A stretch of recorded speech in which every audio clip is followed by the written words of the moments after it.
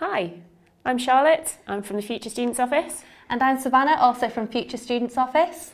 Yeah, and we're going to talk to you about student finance for this upcoming year. Savannah. So we're going to talk all about student finance. A lot of you might think you know a lot about it already, but just to go over it, we're going to be looking at how the system actually works, so what student loan company is. Is there any free money you can get as well? Because there is free money available. We'll go into the scholarships and bursaries associated with that and other additional support loans. How to apply to student finance as well, and then how do you apply for financial support too. So, how do you afford to go to university? This is actually done a lot of it through Student Finance England. They provide the tuition fee loan and the maintenance fee loan and also the additional support as well. You make one application to them for this. And then there's the universities and also some companies and charities that give you the bursaries and scholarships too. With the tuition fees, universities can charge up to £9,250 to go to university each year, and the tuition fee loans cover you for this. The government provide the full tuition fee loans for eligible students, and unfortunately it is paid directly to the university. When I was going to university, I thought I was going to have £9,000 in my hand, but unfortunately that's not the case, so you do not see it. But it's nice and easy in that way because it is just given directly to them, providing that you do your application to them. And students and parents don't pay the tuition fee loans back, neither the maintenance loan either. Graduates do, and we'll go into repayments in a little bit more detail too. With the maintenance loan, Student Finance England provide financial support for this, and this is towards the cost of living. So things like your accommodation, food, but also those really exciting things that you might want to do, like providing money for transport to go to your sports competitions as well. The amount of money you receive does partially depend on your household income as well. So that's everyone in your household who is working as well full time. Mostly this is usually parents, but sometimes it is a little bit different. If you are between two different households as well, remember it is just one household as well, the one that you usually spend the most time in. Where you study too does affect how much money you get. If you live in London or you're from London, I'm sure you know that the price of living is slightly inflated, and that is taken into account, so you usually receive a little bit more. However, if you live at home, you might receive a little bit less, because the idea is that you might have a little bit more help towards rent and also food as well, but we'll go into that in a little bit more detail too later. If you have siblings, this is taken into account as well. Okay, so not everybody going to university is nice and clear that you live with your parents, or you're under 18 or just coming up to 18 and going to university. So there is basically provision for if you're an independent student. So if you're over 25, you're an independent student, or if you meet any of these other criteria, such as having a child, being married or in a civil partnership, or if you're estranged from your parents, or if unfortunately your parents are no longer alive, you can also be classed as an independent student. Also, if you have supported yourself for 3 years, they can take that into account as well. And those 3 years don't have to be 3 consecutive years. You might have moved out of home, come back and be living with your parents now, but if you have supported yourself for that long, your class is independent. And this means that your household income is based on sort of your income and possibly your partner's income rather than necessarily any parents, which you may or may not be living with. So how much money you get from student finance does vary based on your household income, but it also is based on where you live when you're at university. So Savannah mentioned living in London, and you do get a little bit extra money for living in London because it is more expensive than other places in the country. If you live away from home, that means you have a term time address and a holiday address or a home address. You will get a little bit more than if you are classed as living at home. And living at home is if you have one address for both your term time and home address. So as you can see, your household income is taken into account here. So if your household income is under £25,000, you will get the maximum amount from student finance. And if it is over £62,000, or £62,215, you will still get something, but it is a much reduced amount. We have put the amount in monthly for you there as well, just to give you a bit of an idea of what your budget might be, and that is based on the living at home amount, because a lot of our bills are paid monthly. It's not You don't get your student finance monthly, you do get it termly, but it just gives you a bit of idea to how you're going to base it. There are other benefits you can get from student finance. So if your circumstances aren't sort of as simple as, say, you're going to university and it's just yourself you're looking after, you can get extra support. So student finance will provide a parent's learning allowance, which is paid on top of your other student finance, and that is up to £1,766 a year. Now that comes through termly as well, because they understand that it might not just be you're trying to feed and look after. There's also a childcare grant, and the childcare grant works a little bit like childcare vouchers.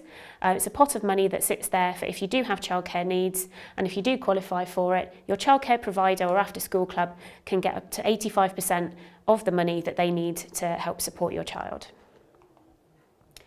If you're responsible for an adult financially, you can also qualify for the adult dependence grant. So this year it's just over £3,000, and again it's to make sure that you can carry on life as you would before and with extra support.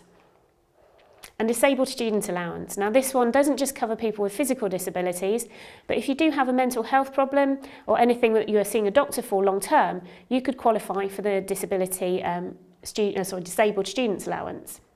Now, there's a basic amount which gets paid to you, but do contact your university and let us know if you are thinking that you might qualify for this, because we can also help you with the extra support that you might need at university, and get in there early, so let us know and we can help you out with that. So there's some changes this year as well to help support students who are doing NHS funded courses. Now, the government announced the NHS maintenance grant just before Christmas, and that's an extra £5,000 a year, or possibly a bit more depending on what course you're doing, but that's paid not through student finance but through the NHS. So you need to be aware of this and knowing that you can actually apply for it. If you have a look on the screen, you can see the website and you can see the extra information. Just so you know, it's not the old NHS bursary, so don't tick the box on student finance that says you're receiving that, and you'll be able to apply for this once you've actually registered on your course. They also give you extra support as well if you've got children. So if you are looking at trying to sort of retrain or train as, say, nursing, midwifery, and you think you're going to be out and about quite a lot, you can get extra funds from the NHS to help with your childcare costs. And they also have essentially an expenses fund as well. So the expenses fund, that will reimburse your travel and accommodation if you're on placement, because they understand that you might be travelling a bit further away from university than you do normally. So all the links on there give you the extra information about that. The one extra thing that if you are an older student, if you've been claiming universal credit, you might be able to qualify for a special support loan as well. So if you've been getting housing benefit, for example, you might be able to access the special support loan to make sure that, again, your household and your rent is paid and you're managing on a day-to-day basis on your student finance. Okay, back to Savannah. Thank you. Fab. So we're now going to go into repayments. You do have to repay your student loan, but it's nothing to worry about, and I'll go into how that specifically works. So you actually don't have to repay this until you're earning above £26,575. So like I said before, it's not the students or the parents who pay this, it's the graduates who do, and only when you're over that threshold as well. When you are over that threshold, it's 9% of whatever you're earning over that. So if, for example, you're earning £26,576, it's £1 over that, and so 9% of £1, if you can take any guesses, is 9p. So that's how it works, just to cut it down into simple terms. All outstanding payments as well are completely written off after 30 years. So no one's going to be hunting you down, put a red mark by your name, anything like that. It's completely written off after 30 years, and it doesn't matter if you pay all of it back, you don't pay any of it back, or you only pay a certain amount as well. So do not worry about it. It doesn't affect your credit rating either, so that means when you are thinking about getting a mortgage or perhaps a credit card, this loan, it doesn't affect your credit rating at all, so that won't be taken into account. And also, it's usually taken automatically from a salary too, so you're not having to worry about it every month either. The only times this really changes is if you're maybe self-employed or not in fact on a salary. That might be where you have to look into it yourself as well. To cut this down even more, you can see on the board how the 9% really works. So like I said before, if it's £26,775 or less, it's no pounds above that amount, and so that means that nothing is taken off. The monthly repayment is nothing. When you start going up, so you can see there £30,000, that's actually £3,425 over the amount, which equals out to £30.83 a month.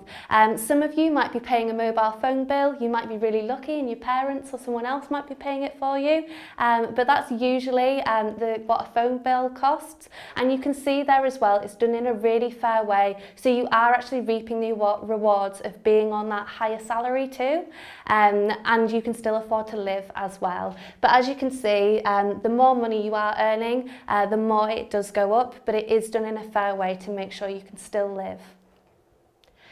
As well as this, you also do have interest, but please don't worry about this too much. The way the interest works is while you're studying, it's RPI plus 3%. I think at the moment, RPI is about 3.2%, but it does fluctuate slightly. You can find this on Google really, really easily though. So while you're studying, it's around 6.2%.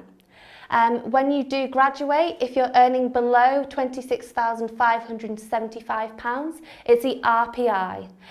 When you start earning above that, up until £46,305, it's done on a scale, so it's anywhere between RPI and RPI plus 3%, so around 6%. And then when you are earning above that, it is definitely RPI plus 3%.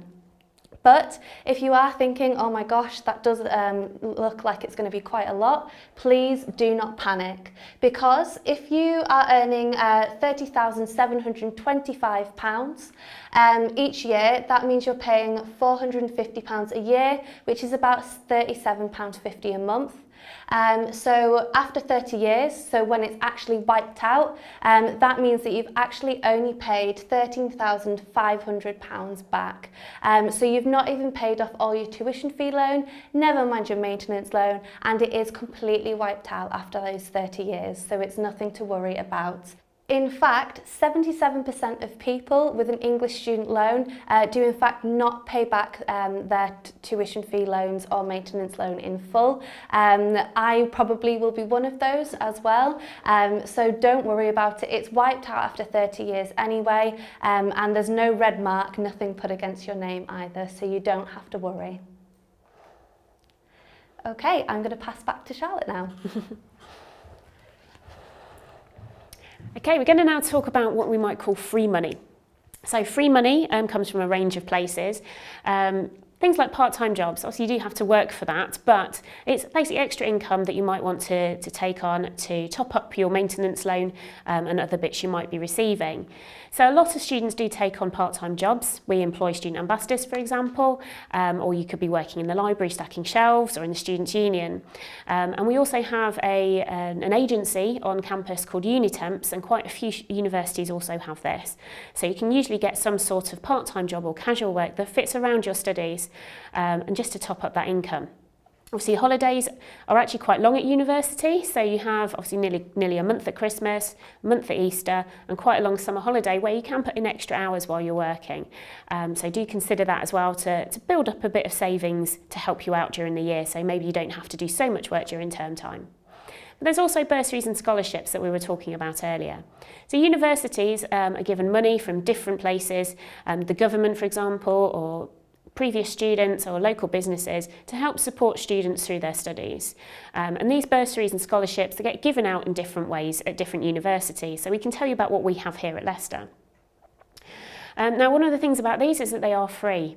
So make sure that it is money to get the most benefit out of it. Make sure it's money that goes into your bank account and not money off your fees. Because like we were saying, you might not end up repaying all of that student loan. So there's no point in getting anything knocked off that when you could have some money in your bank to help you out your day-to-day living.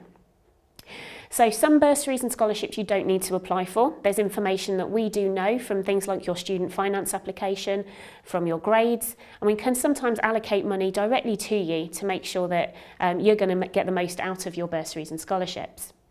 There's also a thing called the Scholarship Hub. And that is people who have money and they want to donate it to students and help to support them through their studies, but don't necessarily want to go through university. So these are independent businesses, or it could be individuals, or it could be research councils. On the next page, we have some examples here. So things like the Vegetarian Student Grant, which is one. We don't know how they check, just so you know, but they can give you £500 basically to help you out with your studies. The Leave a Home Trust, they can give out sort of much larger amounts. They usually have criteria attached as well, and it might be, well, in this case, a child of people who are involved in commercial travel, or pharmacists, or even grocers. So they do have some criteria on there as well. And there's also the GCHQ's Cyber First Bursary, which is £4,000 if you've got good A levels and you're looking at a STEM-based degree. So there's all sorts of things on the Scholarship Hub. Have a look, take a bit of time, and you do have to apply for those though. So make sure you've got a day just to go through your scholarship options. Now, at the University of Leicester, we have some scholarships available, and these first few are actually ones that we can allocate to you automatically. So, for example, our Centenary Scholarship for Excellence, you can get anything between £500 and £4,000, and that's based on your results when you start university. So it's based on your UCAS tariff points. Now, we know a lot of this information when you first start, but if you wanted to add any other sort of UCAS tariff point qualifications onto that, you can. So it's not just about what you took recently, it could be about things you took a couple of years ago that might also count. But we'll remind you of that to make sure you get the most out of it. We also have the University of Leicester Scholarship, and that's for students with their household earnings under £25,000 a year, and you'll get £1,000 per year of your course with us. So that's something else to bear in mind. We'll know that information from your student finance application. And for our mature students, if you're over 21 at the beginning of your first degree, we'll give you £1,000 just to help you out as well. So again, something else we know. Our music and sports scholarships you do have to apply for because you need to let us know this information. So if you play at, say, a county level for sports, we can give you some extra benefits of being a student with us and help you carry on with your sport while you're with us. And the same with music. So if you sing in a choir or playing a local orchestra, again, we can help you with money towards maintaining that, because we don't want you to give things up when you get to university. We want you to carry on and learning new things. Okay, Savannah. Thank you. So we're now going to go into how to apply to student finance. With this, it's really easy. They've worked every year to make it as easy as possible for you to apply. You apply online, www.gov.uk/student finance, or if you can't remember that, or you don't actually see it on the board, you can always just type in gov.uk into Google and then search it on the website as well. It's really useful too because they have loads of guidelines and frequently asked questions for you to look at as well. So just go through those, make sure you're completely happy, and then apply to student finance. So it is means tested on the previous tax year as well, that household income. So that means that you do need to get the main person in the household to fill that bit of the application in. And if that has changed, you can get a current income assessment to make sure that that's taken into the account, and you do get the right maintenance loan for you as well. So if you have found that it changes, for example, there's less income in your house for any reason, like someone's maybe lost a job or taken a pay cut, then you can get that current income assessment. You can also apply to that if that changes in your second and third year as well, so don't worry about it. It is linked to your UCAS application as well. So with student finance, it is open now until the end of May, and even if you don't know where you're going to go to university, you can still apply. You just put the choice that you think that you're going to end up at, and then you can either change that, or because it is linked to your UCAS, they will be able to find out where you are going to go and change those details as well. But it's easier if you do it. As well as that, it's really important that you do tick that box to share information with the university. Like Charlotte was saying before, a lot of these can be given automatically, these scholarships and bursaries, but you need to share the information with us so we can make sure that you do get them. So just make sure you tick that box, make life easier for yourself. As well as this, make sure you do put your national insurance number on the form. It's really important, and it makes sure that your application is done correctly and you get the money in time as well. So just make sure you put it on. If you're not sure where to find it, have a look online, because it will give you loads of suggestions of where you can find this information out. If you don't put it on the form, all that it means is that Student Finance are going to be chasing you for that information and you haven't completed it correctly, so you might get a delayed payment. So just make sure it's on there and everything is filled out on that form too. So in summary, like I said before, student loans, graduates pay them, not the parents or the students. There's maintenance loan and additional support, scholarships and bursaries to make sure that you have the help and support needed to live at university. But do think about supplementing your income with work, especially if you looked at that table before and saw that you're maybe not going to get that much maintenance loan, and you do want to do quite a lot of stuff and want to make sure that you can live while you're at university nicely. So do make sure that you think about supplementing your income as well. Charlotte had some great examples of how you could do that at university. As well as that, make sure you apply early. Like I said, you don't need to know where you're going to go for university to apply for student finance, so make sure that you do apply. Put your national insurance number on there and any other information you need. Make sure the household income is completed on that application. And as well as that, remember, getting a degree is definitely worth it. You could get to do so many amazing things after university, but also while you're in there, there's so many fun things to get involved with and so many academic possibilities as well. So get excited, because it's a really exciting time. Thank you for listening.